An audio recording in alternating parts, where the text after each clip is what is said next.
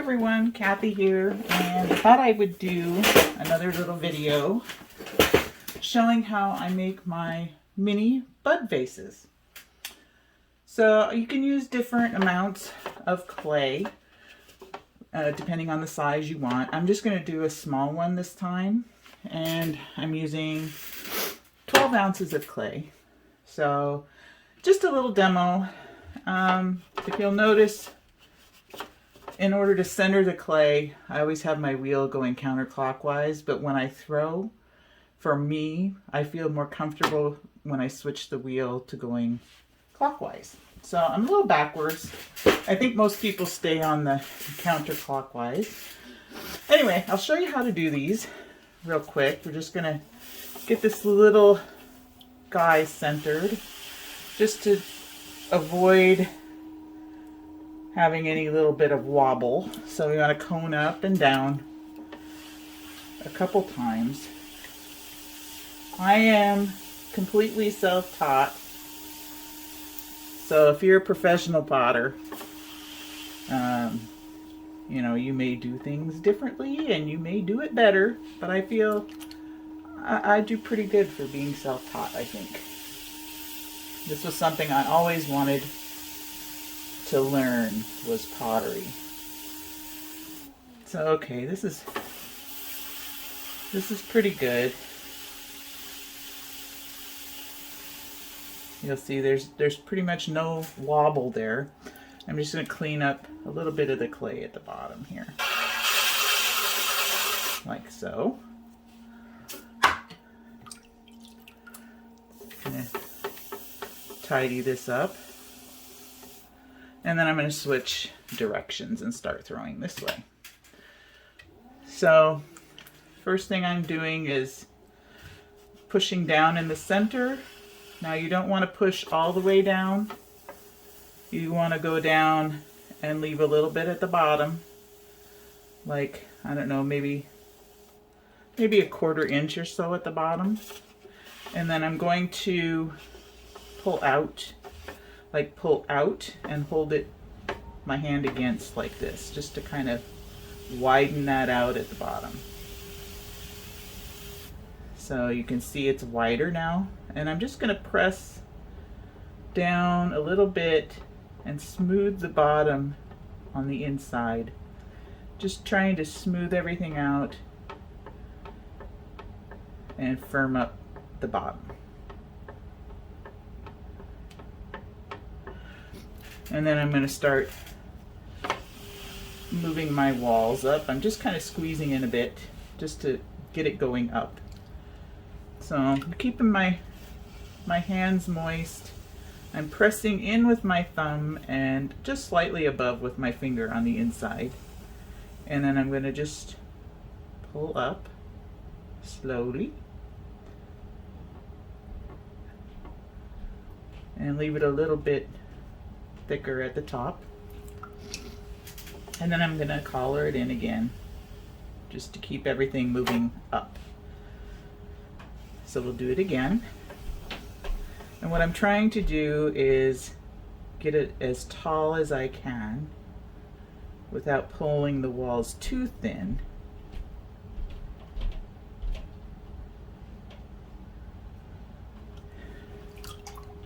And then we'll bring it in again, trying to keep the top level as well. And we'll try one more pull here.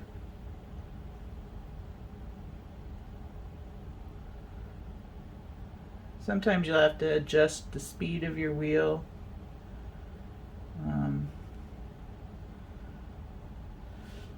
To make it go faster or slower, depending on what you're doing. See, I sped it up to bring it in.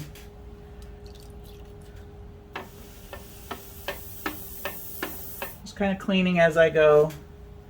I'll try and pull one more just to see how we're doing here. Evenness of my walls is important. Whoop. Kind of went wonky there, but that's okay. And we'll pull it back in. So what I'm going to do now is just kind of clean the water out of the inside a bit, just a little bit. And I'm going to compress the walls by using this on the outside and kind of pushing against it on the inside. And just kind of firming it up. Whoa. There we go. Walls are pretty thin. So I'm gonna, again, just kind of collar in. And I'm gonna keep bringing it in smaller. I got a bit of a wobble at the bottom of this.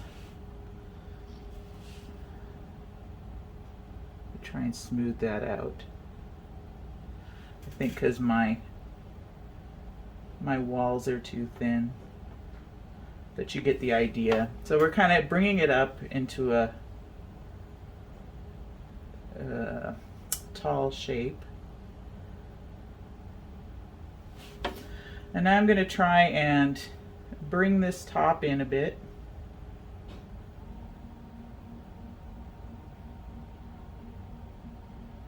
By squeezing with my outside fingers and against my inside forefingers. Just gently collaring it in, narrowing that top like so. And now I'm going to try and push this bottom out just a bit, just to kind of belly it out. I'm going to put my fingers on the inside. And that hopefully will get rid of some of that wonkiness. And then we're going to collar in the top again. Just trying to clean my hands off and get them wet. So I'm sure a professional potter would get this done much quicker than I do, but you know,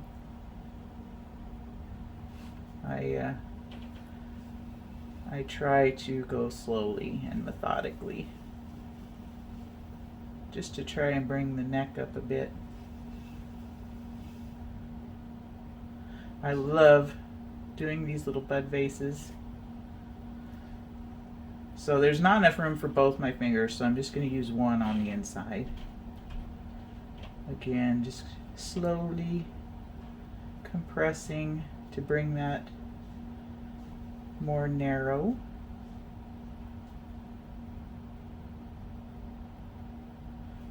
I hear my husband waking up upstairs. And we're just going to kind of bring some clay up here into the neck. And narrow that out again.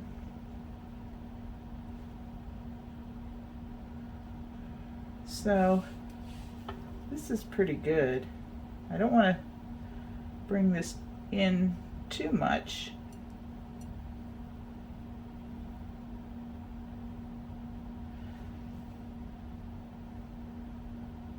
And then we're going to clean up the outside after I do my hands here.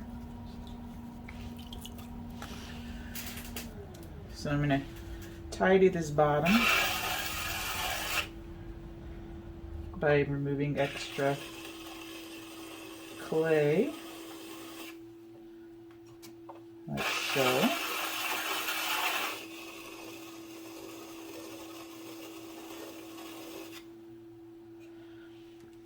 The more you can clean up ahead of time, the better. I'm going to use this to kind of remove extra slip on the outside.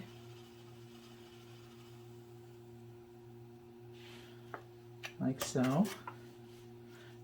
And I'm going to bend it in the belly part, gently pushing.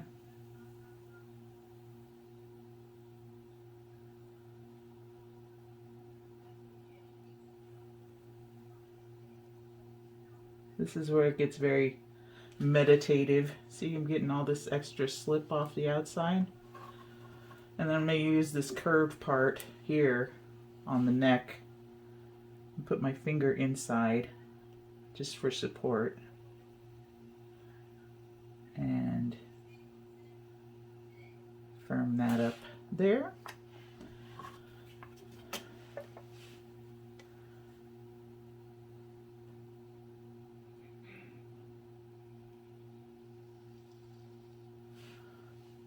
Just kind of smooth it out like so.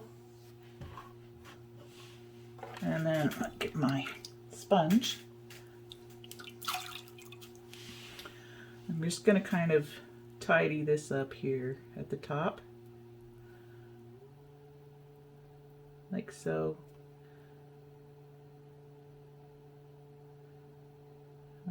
Sometimes you can flare the top out if you want. You can do all sorts of things. But anyway, you get the basic idea. And what I'll do is wire these off and put them on another smaller like wooden bat to dry overnight. And then I'll come back the next day and with a sponge, and I will smooth the bottoms out with a sponge. I don't trim these. I like the flat bottoms. So I'll smooth it out with a sponge. I put my little stamp on the bottom. And then you can do decorating at that point if you want with slip, etc. So with this one, I put some colored slip dots on and around the rim.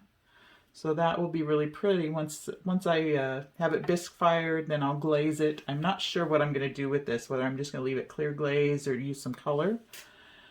But in the end, depending on the amount of clay you use, you'll end up with a pretty little vase like this. And this one I fired again with a gold transfer, a little butterfly. It turned out so cute. I think that was about the same amount of clay that I used on this one. They do shrink during drying and firing. And then you can go out to your garden like I did and pick some little flowers. I have dahlias growing, as you notice from my other posts on the community tab. I have dahlias. That's a Robin Regal dahlia. And this is a smaller Vancouver. These are dinner plate dahlias, but this one, it didn't get quite as big. So anyway, it was about done. I thought I'd pick it. And then I put in some little sweet pea flowers. But you can see you can do a beautiful arrangement in these little guys. And eventually I will have these up for sale on my Etsy page as well. I think. Don't quote me, but I think. So once I get a design I like, I kind of decide, well, maybe I'll sell that.